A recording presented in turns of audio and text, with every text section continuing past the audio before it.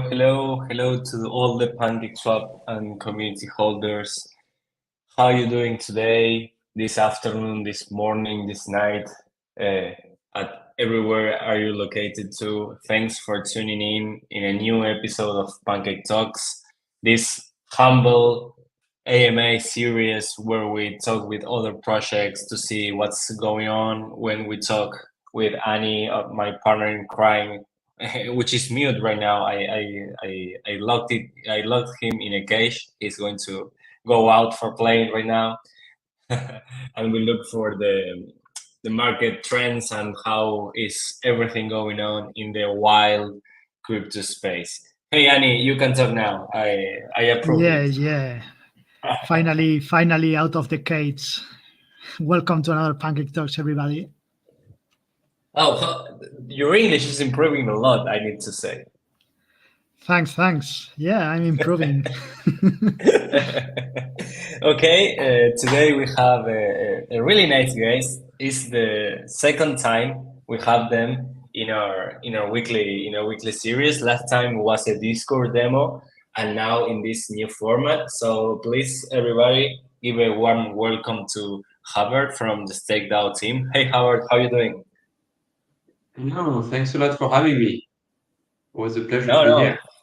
thank you, sir, for coming in. The Would you pleasure is like mine. to give yourself a brief introduction for the ones who don't know you? Yeah, be very brief. Um, I've been working, uh, contributing to StakeDAO like nearly since the beginning in 2021. And now I am, actively contributing to the development of the protocol, which is focused on several products, which we will probably dive a bit deeper in it later, but which include liquid lockers.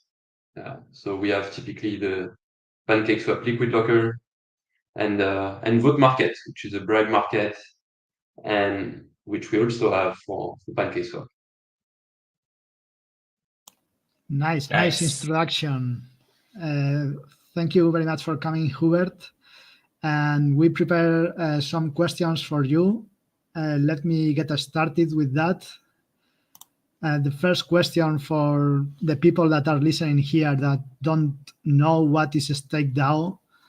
StakeDAO is a partner of PancakeSwap. We call this kind of project aggregator or cake managers or meta governance protocol. So what is a StakeDAO and what are the main functions and how they provide value to the DeFi space? Yes.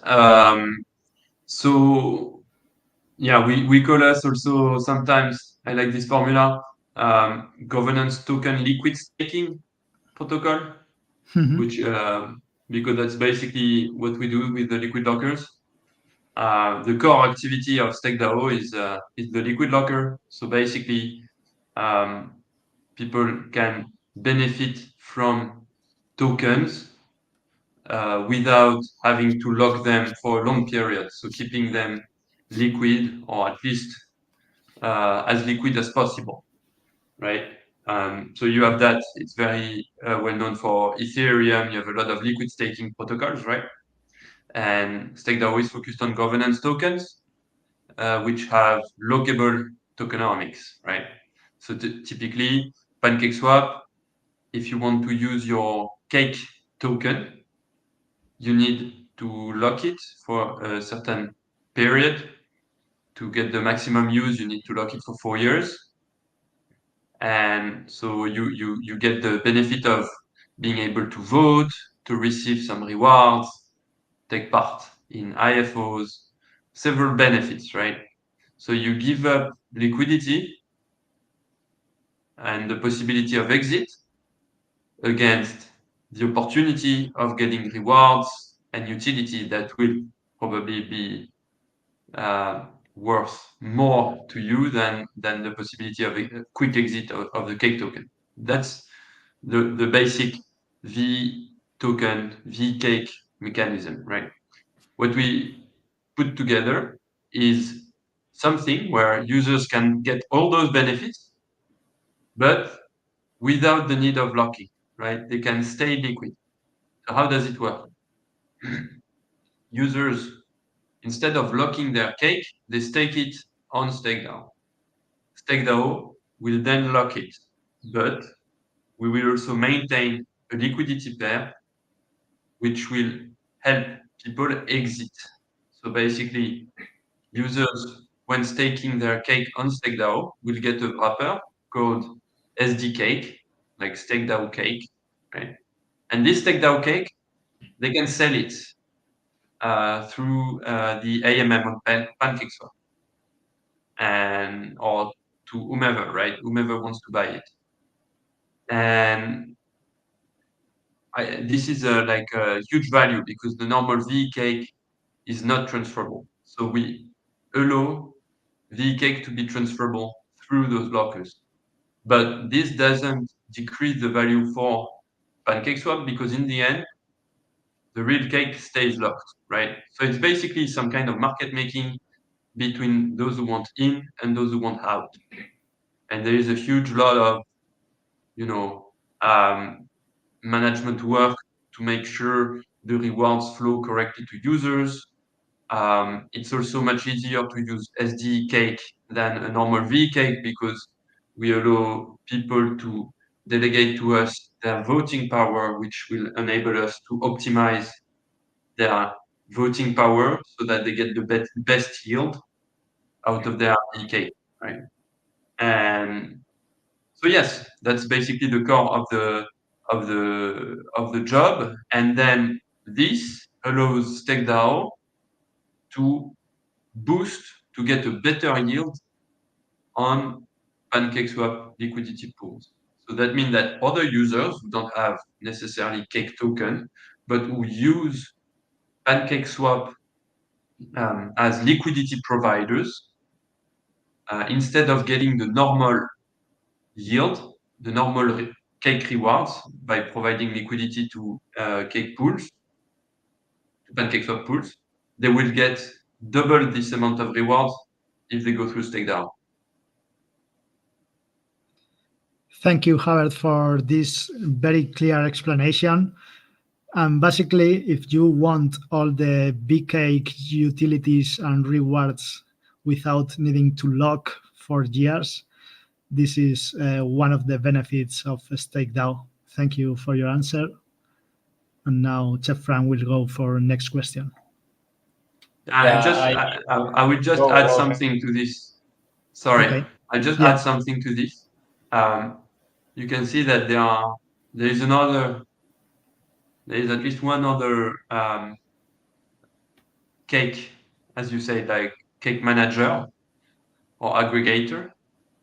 There's also cake pie, right?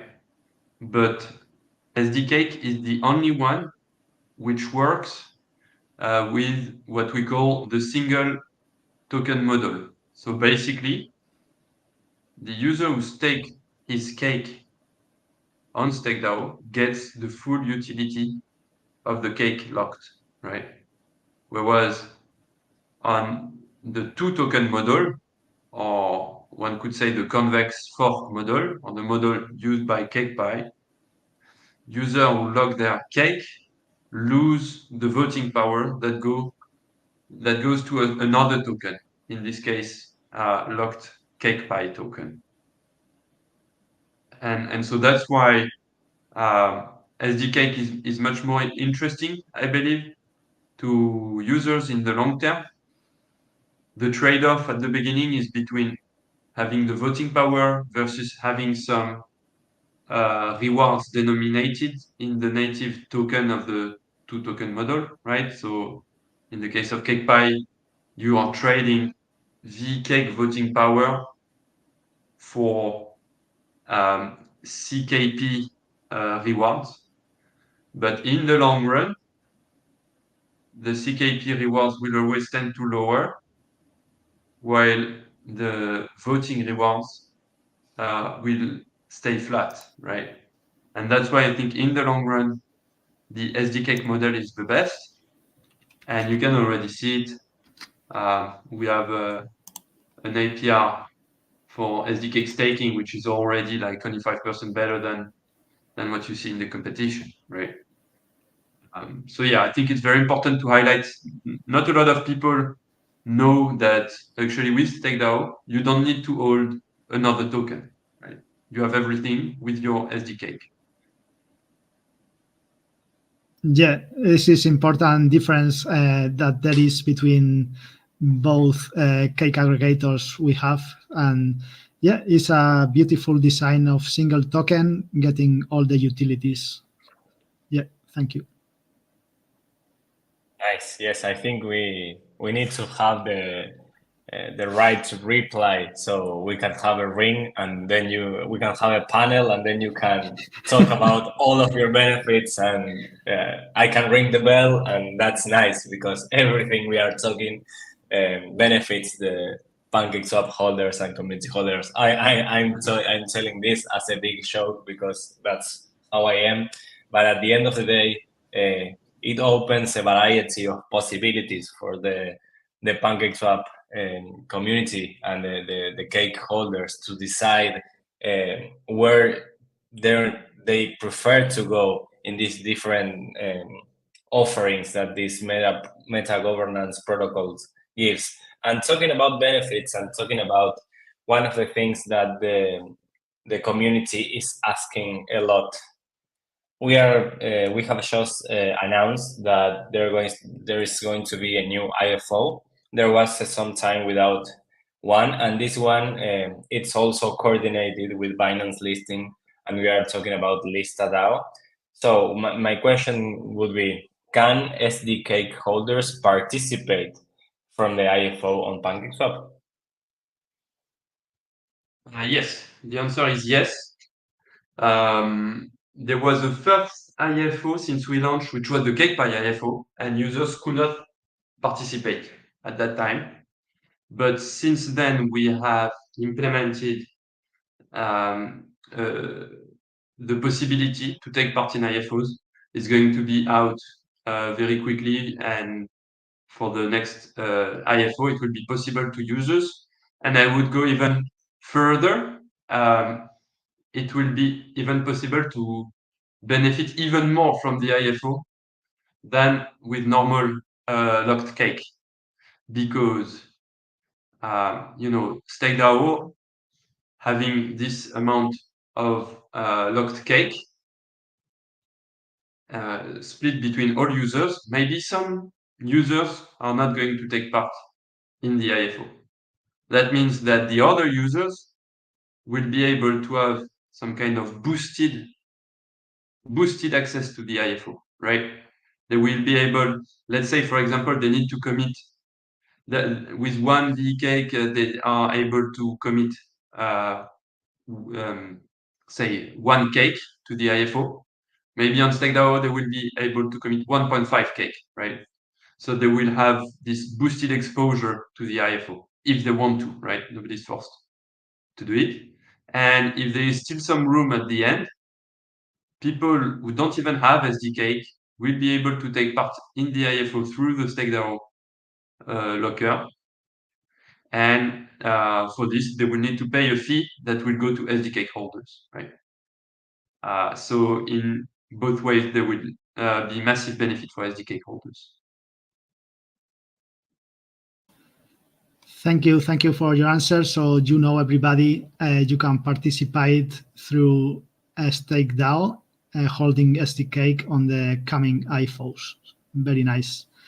The next question I have is related about how does StakeDAO choose or decide on which protocols accumulate these governance tokens. Like, for example, we know you have different liquid lockers for Curve, Cake, Pendle, FXN, Joint Finance, many different Frax, Balancer. So what is the process for choosing these governance tokens that StakeDAO is collecting? Yes, I think it's a good question.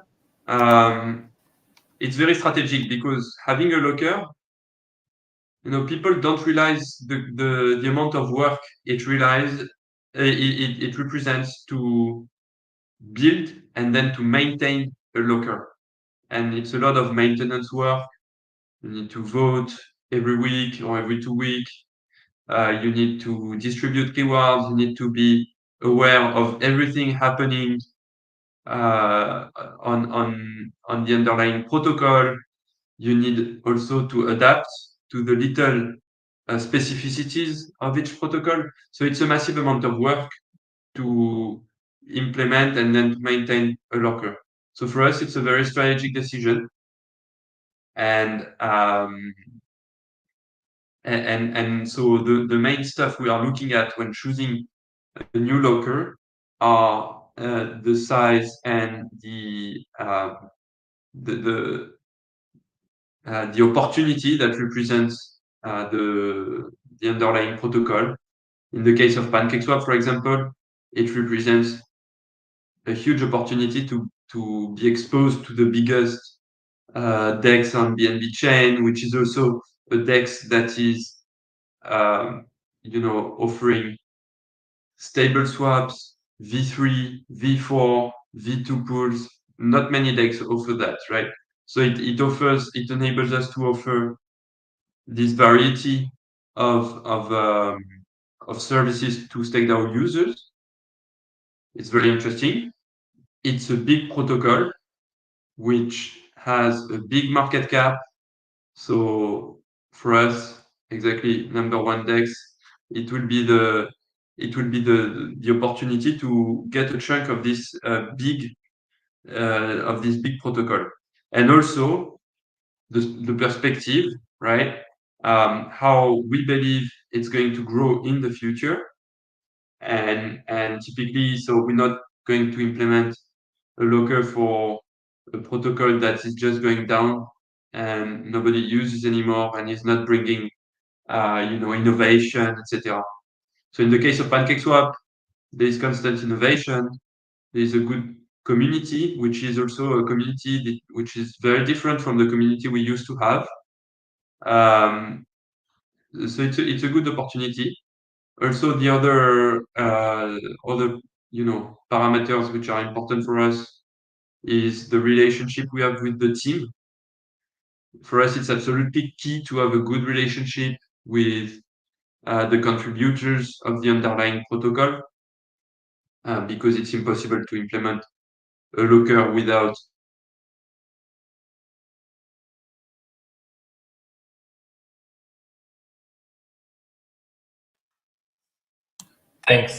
Thanks, Hubert. in the case of PancakeSwap. Oh, sorry. In the case of PancakeSwap, we received a grant from Binance, which was a massive help. We also got from the team, which is incredibly professional and helping. And whenever the team is doing new development in the protocol, always letting us know, asking if it's okay for us, etc. So that's absolutely key. And also, it was like say a virgin competitive environment. Obviously, it's very difficult for us to compete when there is another protocol with the two token model, because we cannot print out of nowhere tokens to give to people. But we believe that our model is in the medium and long term much more competitive. So yeah, I think on PancakeSwap we managed to get a good chunk, even if we're not at the lead, but we will grow. And yeah, I think it's this grid of parameters that allow us to select new markets.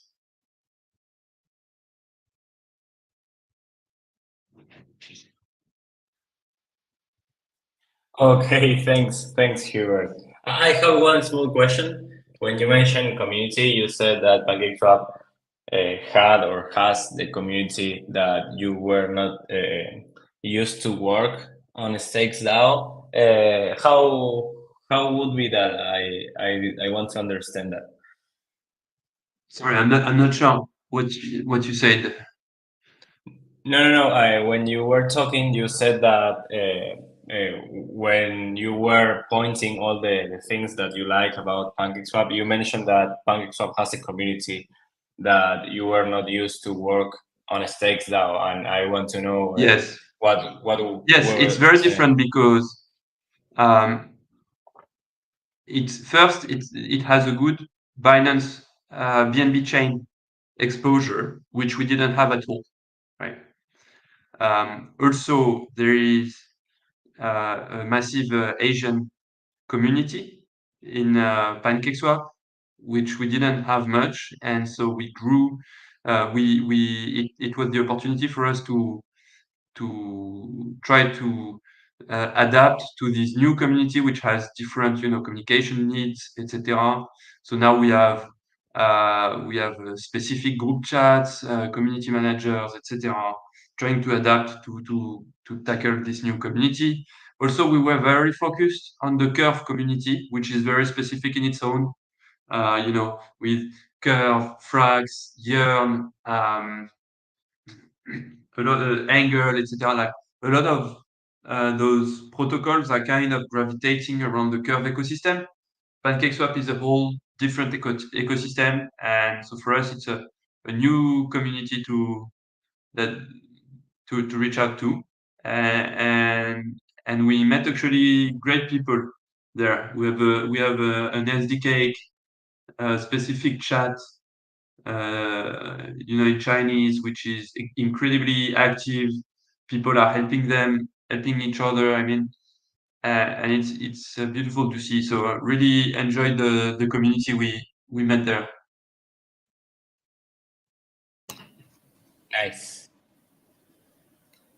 I will go for the next question. Thanks, Hubert, for your love for PancakeSwap community.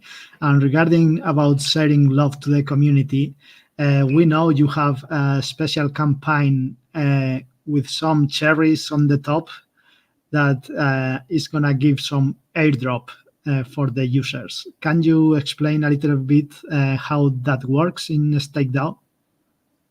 Yes, sure. So that's something we can up to specifically for the PancakeSwap locker. Basically, since we were competing with CakePie, which had this possibility to print tokens out of thin air, we needed to have something a bit attractive to attract people at the beginning, right? So we committed to doing an airdrop at some point in the future for users, and this is what we call the Top Cake campaign. So basically, um, users who have SDK, they can get cherries on top of their cake, and those cherries are basically points that qualify them for an airdrop. And so the airdrop pool is kind of seeable. It's basically accumulation of fees of the protocol. So the longer we wait for the distribution, the bigger the airdrop. And basically, the idea is that the airdrop should take place when we are able to bridge the VSDT boosting and have the full infrastructure ready for the PancakeSwap locker on BNB chain. So hopefully, not too long from now, but I cannot say a date. But that bottom line, what it means is that early user will accumulate more points and get a bigger chunk of the airdrop, right? And that people benefit from the whole service provided by StakeDAO without any fees, basically. So I think it's a quite attractive offer. Yes, it is attractive. Yeah, thanks, Hubert. I love how to the competition brings more and more benefits to all the partners. And talking a little bit about the product itself, can you explain a little bit to us the Only Boost product you have? Yeah, that's a good question. So Only Boost is the latest product we built. We shipped the prototype on Curve, and we hope we will be able to, bring it to PancakeSwap as well sooner or later. I mean, hopefully sooner than later. Basically, what does it do? I mentioned earlier that all those cake tokens locked by cake managers or boost aggregators, so namely StakeDAO and CakePie in PancakeSwap ecosystem, or Convex and StakeDAO on the Curve ecosystem. Those boost aggregators get the possibility to boost a certain quantity, a certain share of the TVL of the protocol. It's kind of a bit tricky to explain, but let me try to be as clear as possible. A user who is willing to provide liquidity to a liquidity pool on Curve. Let's take the Curve example since OnlyBoost is live on Curve. They can have the normal CRV rewards that a user can have, right? So that's the 1x boost, right? If they go to StakeDAO, they will have a higher boost. It can go up to 2.5x boost on their CRV rewards. And if they go to Convex, it will also go up to 2.5x boost. So it's ranging between 1x and 2.5x. And how it's decided where the boost is between 1x and 2.5x depends on two factors, two parameters. The first one is the amount of VCRV. It's the same mechanism in PancakeSwap, so it would be the amount of VCake. And the second parameter is the share owned in the pool. So, for example, currently Convex has a bit less than 50% of the VCRV supply, and StakeDAO has a bit more than 10%. Imagine a pool where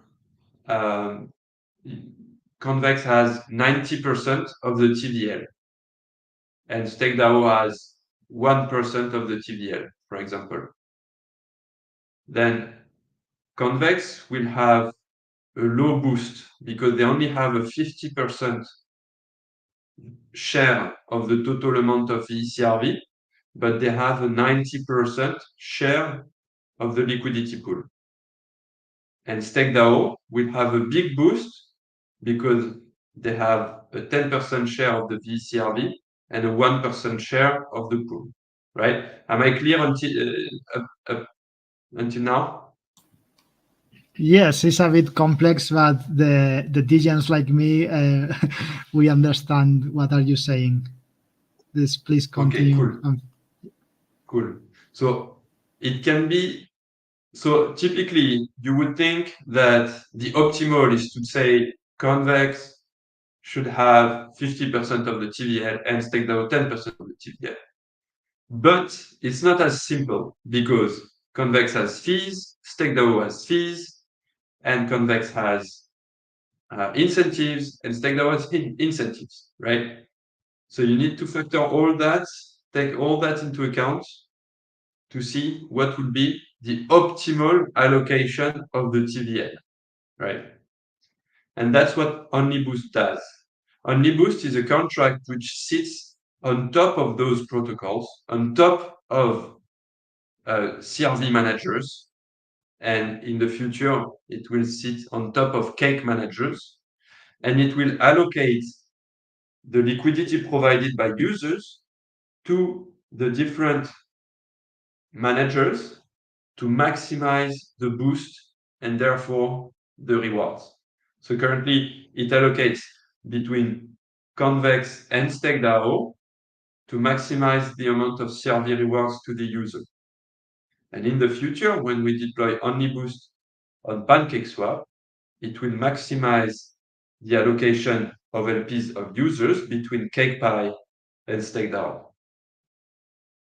And so we've back tested it, and we have also been able to now test it in prod on Curve.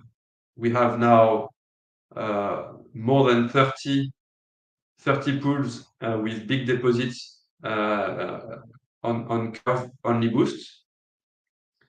And what we see is a massive increase in APR for users. And it's very successful, very attractive. I mean, it fulfills very well the purpose of bringing a better APR, right? And I think people are kind of realizing it in the Curve ecosystem now. We see great traction. And so we are working now on all the protocols to deploy on Boost on top of it.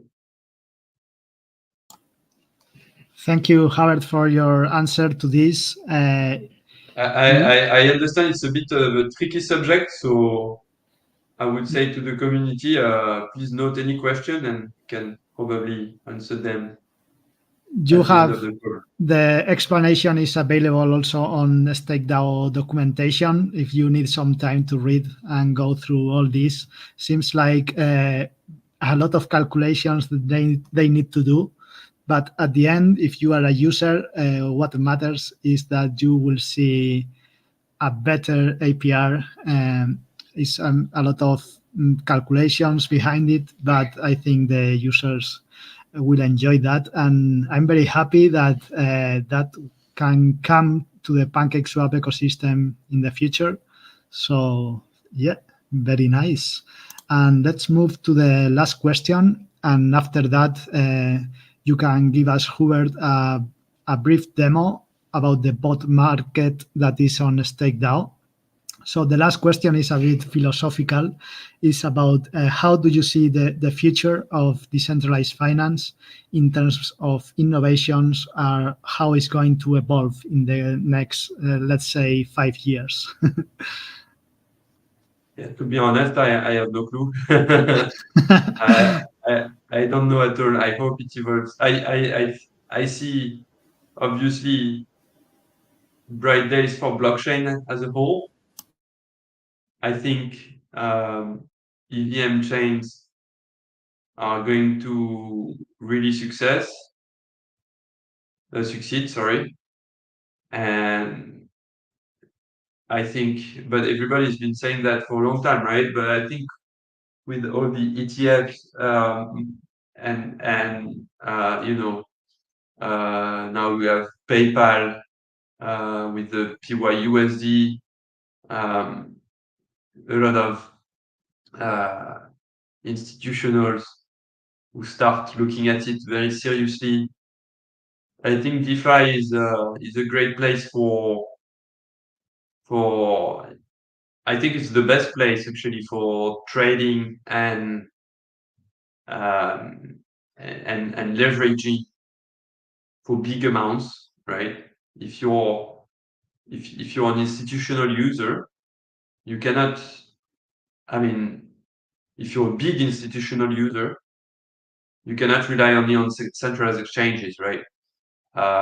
You would much rather prefer to use lending protocols such as Aave or trading protocols such as PancakeSwap or whatever to do your trading than just go on a SEX and take the counterparty risk and also not be able to have the same deep liquidity, right?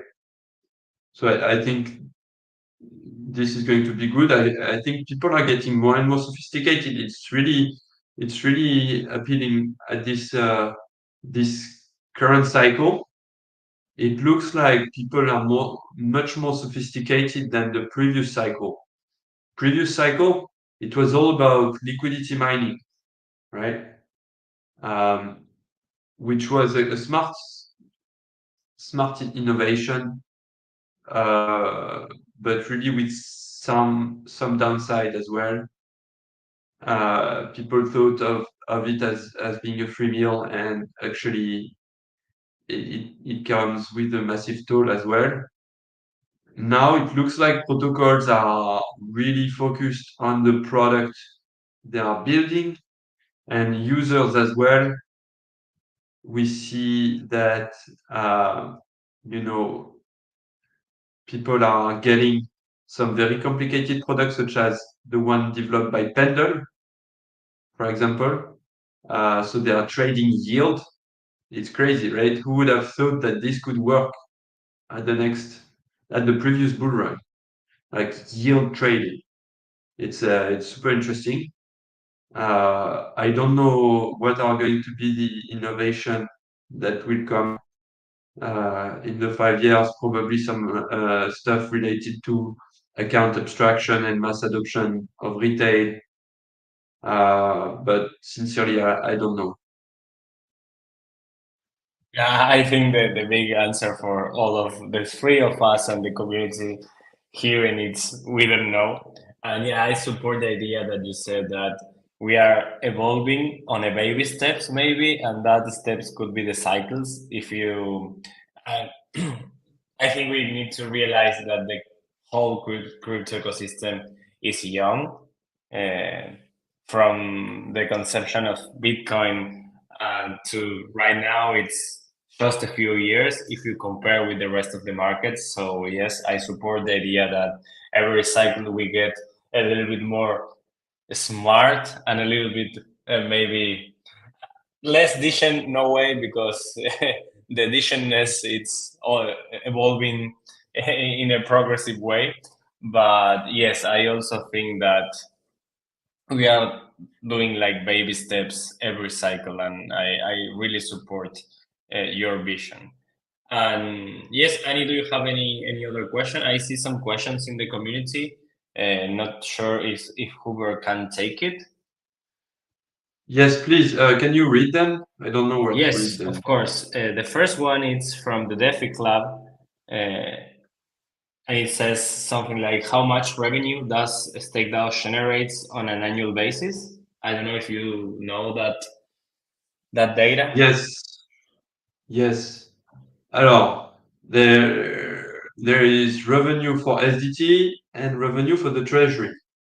I would say that the treasury has revenues in excess of 2.5 million annual dollars, um, which comes mainly from vote market and treasury management. We don't take a lot of fees on lockers and strategy. So really the what kind of helps, paying the team and getting the development done and the maintenance of all the protocol done is really vote market and treasury management.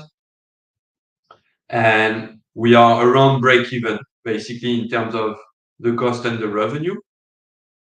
And then on top of that, you have the revenue for VESDT. And so this is a bit trickier to calculate. You have revenues coming from strategies. Basically, VESDT receive 5% of all revenues generated in strategies. Not 5% of all revenue, sorry. Strategies have a 15% performance fee. Out of that, 5%, so 1/3, is going to VESDT, right? 1/3 is going to the treasury, and 1/3 is going to lockers users. So typically, in the long run, once the top cake campaign is over, because currently with the top cake campaign, there is no fees at all. But when it's over, it will be 5% for treasury, 5% for the SDT, 5% for SDK holders, right? So there's this 5%. It doesn't represent much. However, VSDT holders can get a lot of money by renting VSDT Boost. What has value in the StakeDAO ecosystem is not so much the VSDT vote, but the Boost. And the Boost can be sold on a protocol called Warden, and it's quite expensive. So the APR currently for VSDT holders is around 50%. I don't know if that replies to the question correctly. Yeah, I think it was a really, really extended answer. So thank you. I think DeFi Club, who is normal speaker. Yeah, I think DeFi Club, I would invite you to take a look at the monthly report that we publish. Every month, we publish a report that gives the development we made during the past month and also the financials, so growth of the treasury and costs and revenues. So, and it's very clear. I think in 5 minutes you can take a look and have a good idea about the treasury part. Nice. And we have another one, which is says that if you can mention what are the short and long terms goals for StakeDAO. That's a good question. The short term is easier to to tell than the long term ones, of course, in this ecosystem, which is moving a lot. The short term goal is to accumulate TVL on our strategies and lockers. Number one goal is to accumulate in the lockers, obviously, because it's a TVL which tends to be more sticky, and then into strategies. And the other goal is to develop vote markets to be able to achieve something that we kind of dream about, which is the unification of vote markets. So basically, currently, as a briber, it's not really a good term. As a protocol who want to incentivize voting for their gauge, typically, I know PancakeSwap is depositing vote incentives on various vote incentive platforms, such as Vote Market, Hidden Hand, and CakePie. It's a bit of a hassle to know where to put your vote incentive to get the best efficiency, right? And it's all about the efficiency. And the reason why it's difficult is that it also depends on other incentivizer, right? And it depends on voters and the dynamics with voters. And I believe that we can do a unified market where a vote incentivizer can deposit vote incentive that would allow people from CakePie and the cake holders to vote at the same time. So only one place deposit incentives. And this could be replicated also for Curve, for Balancer, pretty much everywhere. I think this is a big goal for us. But let's say, if you want, say, medium, long term goals, I would say we would like to reach at least 1 billion TVL in this cycle. That would be a good achievement already. Nice goals. Like I'm very excited about this unified bribe market that you are talking about. That will be very nice. And I think we are moving right now to the demo, let's say, presentation. So please, Hubert, you can start sharing a screen and you will explain us a little bit how the vote market of StakeDAO works and the different options we have there. Sure. Can I start just to illustrate what I was saying about OnlyBoost to demonstrate how it works very quickly? Yeah. Okay. Yeah, for sure. Okay, very quickly.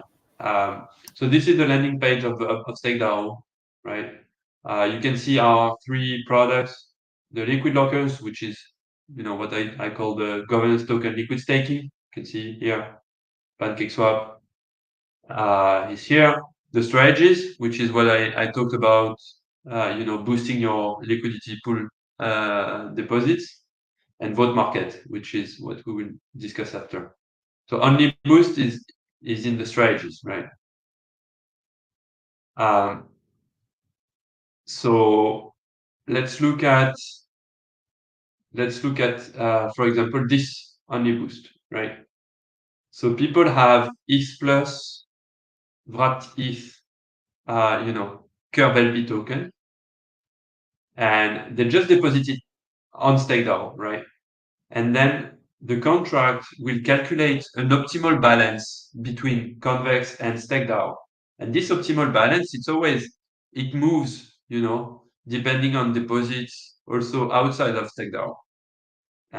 So it calculates this balance, this optimal exposure. You can see it here. And then when user deposit or withdraw, it will try to tend to this balance. So you can see currently this pool, StakeDAO has a good share of the pool. So 54% are deposited through the StakeDAO VCRV locker, and 45% are deposited through the Convex locker. And you can see that it's very close to the optimal exposure, right? And you can check, the Convex boost is 2.02x, StakeDAO is 2.08x, and it's optimal because, Convex, there is a bit of incentive. So if you add the incentives, probably you would be around 2.08 or something like that, right? And that's why the optimal split is like that. And this allows to get projected 18% APR, whereas on Convex, it should be around 14 or 16 or 15%. So like a 20% higher APR. Right? Maybe I stop here for vote market, and I will share now. I stop here for only boost, and I will share now for vote market. Yep. Thanks, Okay, Hubert. this vote market. You can access vote market also from the main UI. So vote market, here is the PancakeSwap market. You can see we have several markets: Curve, PancakeSwap, Frac, Balancer, StakeDAO, etc., etc. So this is the PancakeSwap market. You can see we have several vote incentives. And those are the ones that are live currently. Protocols deposit an incentive, right? Here, typically inspect the deposited 12,500 ENSP token for people who vote for this gauge, and 17.5K for people who vote for this gauge, right? Then users vote. They don't need to go on vote market to vote. They can vote. To vote, basically, they just need to go on PancakeSwap. I can show where user votes. They go to cake staking and then gauge voting, right? And people, they just vote on PancakeSwap. There is no interaction with vote market on the vote side, right? And yeah, they can just, select, for example, the ENSP of Raptis gauge and vote for it, right? And once they have voted for it, once the vote is really effective, you will see that this is the amount of votes the gauge has currently, so it will probably go higher. And then at the end of the week, or not the end of the week, but when the vote is effective on PancakeSwap, people will just be able to claim. It's really as simple as that. You can see we have several bribes currently, not a lot because it's not the right time of the cycle, so they will keep coming in until probably until next Monday. And yes, and for users who are interested in going one step further, they can look at analytics, and here they can look at historical efficiencies, etc. Like you can see the previous rounds, like for example the round 9, which was started on 25 of April. There was an average 2.4 efficiency. So for protocols interested to bribe, they were able to expect a return on investment of their bribe of 2.4x. But you can see like the discrepancy between between pools, which comes generally from the parameters of their vote, etc. Just a little clarification, because sometimes people get confused. Vote market is independent from the other StakeDAO products, which means that people vote with VCake. They don't vote with SDK. You don't need to have SDK to be eligible to the vote incentives on Vote Market. SDK is just a product that will use Vote Market to vote and get incentives, but anyone with VCake can vote for those gauges and claim the bribes afterward. Is it clear? Is there anything I will introduce a question here, Hubert. This efficiency you mentioned about 2.4, that means that for each dollar that the protocol is providing in incentives, they receive $2.4 in emissions of cake tokens. Exactly. Mm-hmm. They direct to their pool $2.4 of emission of the cake tokens. And then what's pretty cool on PancakeSwap is that those emissions are, driven really to the useful liquidity. So it's really a good way to incentivize users. And then another question is about the rewards of the vote market of PancakeSwap. You only can claim it on BNB chain, or there is option of claiming the rewards in other chains? Currently, only on BNB chain. However, we just deployed for the curve market the possibility to have bribes on Arbitrum. Mm-hmm. And we are going to also add it PancakeSwap in the next iteration, and at some point any chain will be possible. Nice. Any questions, or let's say in the chat? I think that there are not any questions for StakeDAO as far as I can see. I'm amazed on how you guys are building on top of PancakeSwap, to be honest. It's really nice to have you on board. I don't know if you have any other questions for the vote market. I think I'm okay. Yeah. I would just say that thank you for, we are building a lot on top of Pancake, but this is really because it's been easy with the team, the kitchen, etc., like really helping us in answering any question, etc. So really thank you about that.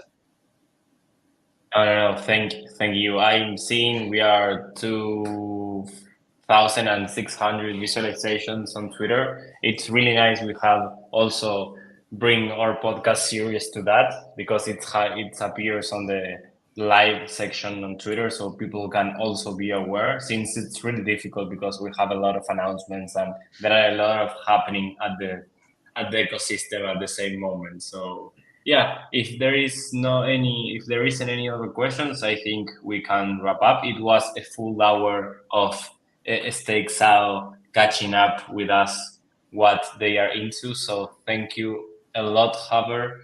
Thank you a lot, Annie, for being my partner here. I lost the count on how many podcast series have we carry on. A lot. Yeah, thanks a lot. And just one last word. Just one last word. If you want the IFO, you can have it on StakeDAO, right? So get your SDK nice. and benefit from the IFO. Join the IFO. Thanks. Okay, thanks a lot, guys. I really love how you shield your product. That's the vibe that I like to see. Where someone goes at the other side to talk about what they are building to, that passion. It's really welcome. So thank you a lot, Hubert. Thank you a lot, Annie. And thank you. Let's gather us in the next PancakeTalks episode. Have a nice day, guys. Bye bye. Bye bye. Sure.